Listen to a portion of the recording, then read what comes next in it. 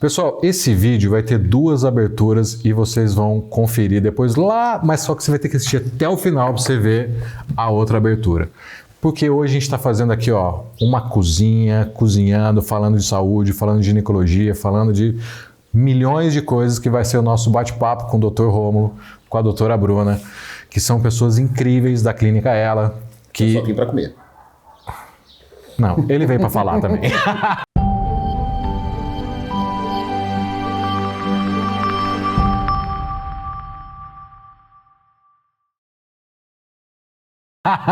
E vocês vão poder acompanhar toda uma discussão que a gente teve nesse maravilhoso café da manhã. Tá bom. Posso comer agora? Pode comer. Tá, obrigado. Então, muitas das coisas que as pacientes também se conscientizaram relacionada à endometriose, passou a ter mais sintomas, a deixar de usar um tanto quanto os anticoncepcionais, Bruna. Como eu já falei, eu estou 18 anos mais ou menos formados e eu vejo cada vez menos as pacientes pedirem anticoncepcional hormonal. Então elas já chegam, não sei se isso está acontecendo com você. Isso que está acontecendo, elas chegam já direto, já falam, não quero usar hormônio. Exatamente, elas não querem, ela quer um método que não seja hormonal. Pela questão física, por várias coisas. E não que isso tratasse a endometriose, mas isso dá aquela amenizada nos sintomas, mas não impede a evolução. E aí a consequência é que a gente está pegando casos bem avançados, né? Você está presenciando muitas cirurgias com a gente, cirurgia cometimento intestinal, de ureter e por aí vai, estruturas péssimas e qualidade de vida horrível para as pacientes.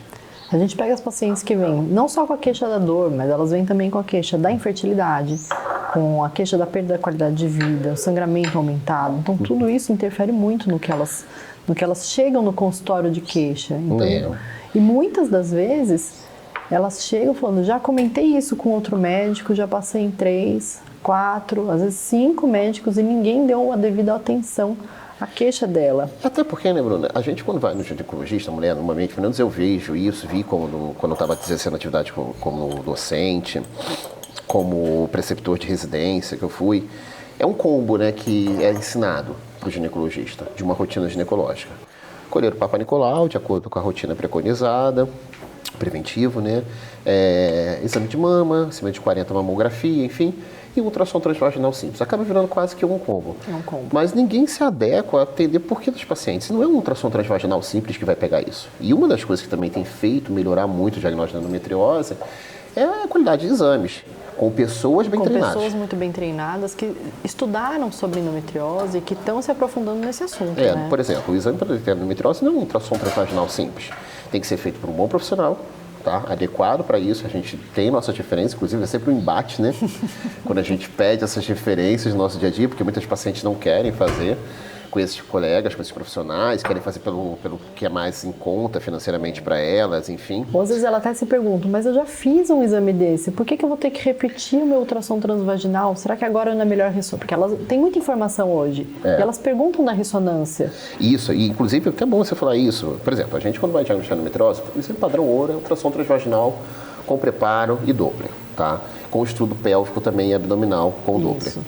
Isso dá a suspeita diagnóstica para ele. A confirmação diagnóstica ela só vai vir com a cirurgia, tá? Isso é didático, vamos dizer assim.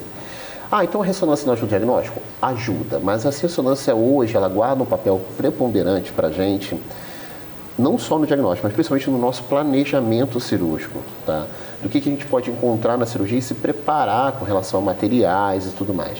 Porque muitas das vezes, você mesmo já operou comigo, já viu situações como essa, que a princípio o ultrassom não conseguiu ver a lesão intestinal, por um preparo às vezes não tão adequado, mas na ressonância há uma suspeita, que também não se confirmou, mas quando a gente analisa a imagem e há uma suspeita, a gente aciona a nossa equipe de coloprocto e pede material e entra junto. E a gente chega na cirurgia e a gente vê. Exatamente. Consegue ver a lesão. E não raro a gente às vezes se depara com exames mal feitos que a gente tem que operar paciente em 2 tempos. Não é raro isso acontecer. Então, essa questão de buscar o diagnóstico efetivamente é importantíssima quando se fala de endometriose, dor pélvica. E são pacientes muito sofridas, né? O bolo tá assando agora, eu vou tomar um café com vocês. Não tá assando nada, cara. Cara, tá assando. Você vai tirar a etiqueta da padaria, eu te conheço, André. Eu posso ir embora? Não, fica Não. aqui Eu tô sendo muito maltratado, cara, desde a hora que eu cheguei aqui. Aqui, cara, você Eu queria uma xícara de café pra mim também. Eu vou achar uma xícara de café aí pra mim. Eu vou pegar pra Tem uma xícara de café. Tem uma xícara de café. Eu vou voltar, vou fazer uma pergunta pra você com a minha... Eu explico muito bem para elas quando elas chegam na primeira consulta, que às vezes eu vou fazer um exame físico e eu falo, olha, é um exame incômodo, é um exame que nem sempre ele já foi feito, elas às vezes estranham. Para mim já é difícil, às vezes as pacientes até têm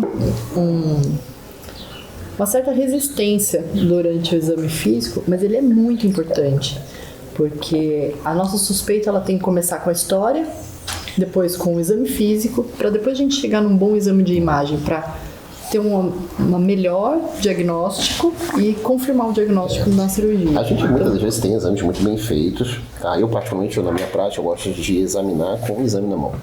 E às vezes o exame é tão incômodo que eu examino o paciente na sala de cirurgia para ter uma noção, porque é realmente muito incômodo, tá? Mas é fundamental o exame, não tem como não fazer, sabe?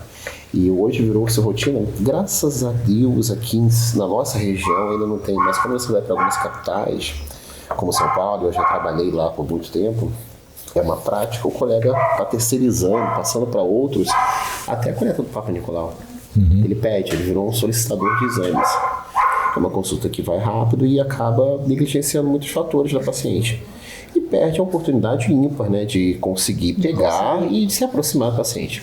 De entender até onde é a dor dessa paciente. Você imagina, André, aquela mulher que viveu a vida toda, tem seus 40 anos, 30 e poucos anos, enfim, viveu uma vida com uma vida sexual meia boca, muito mais ali para agradar o marido, tudo isso,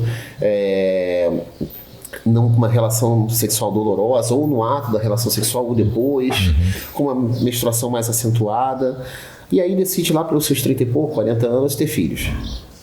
Aí que muitas das vezes ela vai descobrir que toda aquela qualidade de vida que ela tinha é ruim. E às vezes é uma paciente que viveu com uma depressão associada, com um transtorno de ansiedade associado, que andam de mãos dadas, que já foi tratada com colo irritável, fibromialgia. Afinal de contas, a endometriose é uma doença inflamatória, ela está no espectro das grandes doenças inflamatórias. Então é muito comum a gente ver essas associações. Tá? São pacientes que se sentem dor, são pacientes sofridas. Tá? E, como a Bruna acabou de falar, há muitos ginecologistas ou não têm paciência, ou preferem ignorar. Até porque muitos não sabem tratar. Entendi. Tá? Eu já peguei casos de colegas, e pelo amor de Deus, não estou falando mal de colegas nenhum, tá?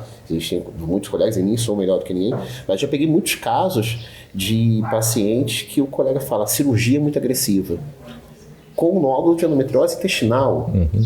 Gente, pelo amor de Deus, é critério padrão em toda a literatura. Acometimento de órgão extragenital é critério cirúrgico. E acometimento de ovário também é cirúrgico. Tá? Por quê? Pela chance de complicações intestinais, pela chance de complicações e maiores problemas para essa paciente. Então, a gente ainda pega e se desprepara. Às vezes elas têm uma dúvida sobre a necessidade da cirurgia naquele momento. Se eu tenho que fazer agora a cirurgia, Exato. ou eu posso esperar a cirurgia. E aí